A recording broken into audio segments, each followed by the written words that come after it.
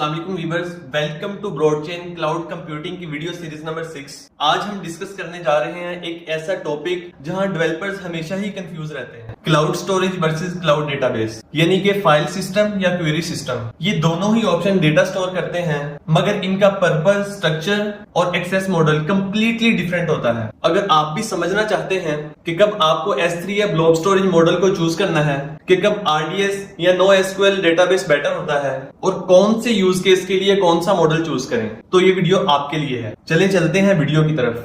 What is cloud storage? Cloud storage का मतलब है कि आप अपने डेटा को एक डिस्ट्रीब्यूटेड फाइल सिस्टम में स्टोर करते हैं, जहां आप files, image, videos, documents upload कर सकते हैं बिना किसी फिक्स डिस्क के। इसमें पॉपुलर सर्विसेज यूज होती हैं AWS S3, Azure blob storage और गूगल क्लाउड स्टोरेज। ये सर्विसेज फाइल को ऑब्जेक्ट के फॉर्मेट में स्टोर करती हैं। हर फाइल के साथ मेटा डेटा और यूनिक आइडेंटिफायर होता है। अब हम इसके फीचर्स की बात करते हैं। फीचर इसमें मिलते हैं आपको स्केलेबिलिटी, ड्यूरेबिलिटी और एक्सेसिबिलिटी। स्केलेबिलिटी यानी आपको पेटाबाइट तक स्केल हो सकता है। ड्यूरेबिलिटी यानी कि 99.99% डेटा ड्यूरेबिलिटी मिलती है।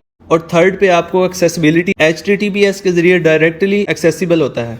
फॉर एग्जाम्पल, आप एक फोटोग्राफी वेबसाइट बना रहे हैं जहां हर यूजर अपनी फोटो अपलोड करता है। ये इमेज आप S3 बकेट में स्टोर करते हैं और URL जनरेट करके फ्रंट एंड को भेज देते हैं। What is cloud database? Cloud database एक मैनेज डेटाबेस इंजन होता है जहां आप स्ट्रक्चर्ड या सेमी स्ट्रक्चर्ड डेटा को एफिशिएंटली स्टोर करते हैं, मैनेज करते हैं और क्वेरी कर सकते हैं। Type of cloud databases, relational SQL जैसे कि AWS RDS, Azure SQL और गूगल क्लाउड SQL। इन डेटाबेसेस का डेटा एक स्ट्रक्चर्ड फॉर्मेट में होता है, जैसे टेबल्स और रो कॉलम्स। आप इनमें कॉम्प्लेक्स क्वेरीज चला सकते हैं, रिलेशनशिप डिफाइन कर सकते हैं, जैसे कि यूजर के मल्टीपल ऑर्डर्स होते हैं। इन डेटाबेसेस में आप SQL लैंग्वेज या API के थ्रू डेटा को रिट्रीव, इंसर्ट, अपडेट और डिलीट कर सकते हैं। ट्रांजैक्शंस ACID प्रॉपर्टीज का मतलब है डेटा कंसिस्टेंसी, इंटीग्रिटी और एटॉमिक चेंज, जैसा कि एक ही वक्त में मल्टीपल टेबल्स अपडेट हों। Indexing and search optimisation,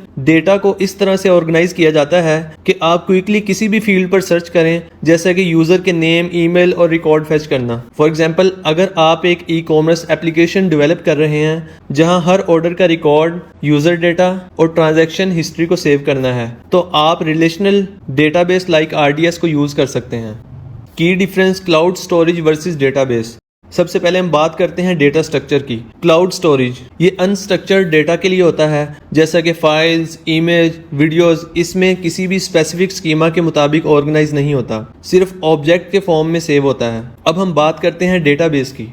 database structured या सेमी स्ट्रक्चर्ड डेटा के लिए होती हैं, जैसा कि टेबल्स, SQL। ये डेटा किसी भी डिफाइंड स्ट्रक्चर के मुताबिक स्टोर किया जाता है, जिसे क्वेरी करना आसान हो जाता है। इसके बाद सेकंड पे आ जाता है access method, storage versus database. Storage की सबसे पहले बात करते हैं कि डेटा एक्सेस करने के लिए आपको ऑब्जेक्ट का URL या REST API कॉल करनी होती हैं। अक्सर फाइल HTTPS प्रोटोकॉल के थ्रू सेव होती हैं। और डेटाबेस के अंदर डेटा एक्सेस करने के लिए आपको SQL क्वेरीज लिखना जरूरी होती हैं, जैसे सेलेक्ट क्वेरी या SDK के जरिए प्रोग्रामेटिकली रिट्रीव करते हैं। अब हम बात करते हैं इसके यूज केस की। तो स्टोरेज के अंदर जब आपको large media file, video, audio या डॉक्यूमेंट या कोई भी स्टैटिक कंटेंट लॉन्ग टर्म के लिए स्टोर करना हो, तो क्लाउड स्टोरेज बेस्ट होता है। और डेटाबेस के अंदर जब आपको user data, real time record, transactional या स्ट्रक्चर्ड इंफॉर्मेशन मैनेज करनी है, तो डेटाबेस प्रेफर किया जाता है। अब हम बात करते हैं इसकी स्पीड की। स्टोरेज के अंदर स्टोरेज सिस्टम हाई थ्रूपुट तो प्रोवाइड करते हैं, लेकिन रैंडम एक्सेस में लेटेंसी होती है,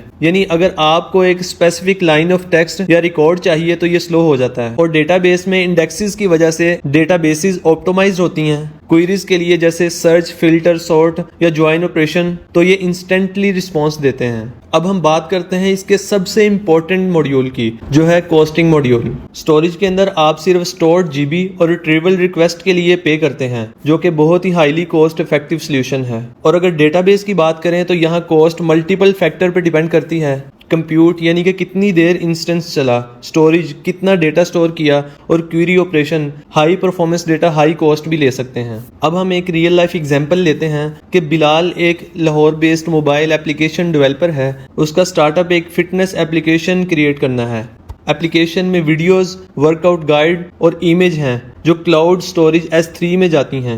user data progress tracking payment info cloud database में सेव होती हैं। बिलाल ने बेस्ट मॉडल चूज किया। बिलाल ने हाइब्रिड मॉडल चूज किया जो कि बहुत ही बेटर है। आपके डेटा की नेचर ही डिसाइड करती है कि कब आपको क्लाउड स्टोरेज यूज करना है, कब डेटाबेस को यूज करना है। ब्रॉडचेन के इस एपिसोड का गोल था कि आपकी क्लाउड स्टोरेज और डेटाबेस की कंफ्यूजन को दूर किया जाए, जो कि काफी हद तक सॉल्व हो चुकी है। अगर आपको समझने में दिक्कत या प्रॉब्लम आ रही है तो कमेंट सेक्शन में कमेंट करें। मिलते हैं नेक्स्ट वीडियो में, तब तक के लिए अल्लाह हाफिज।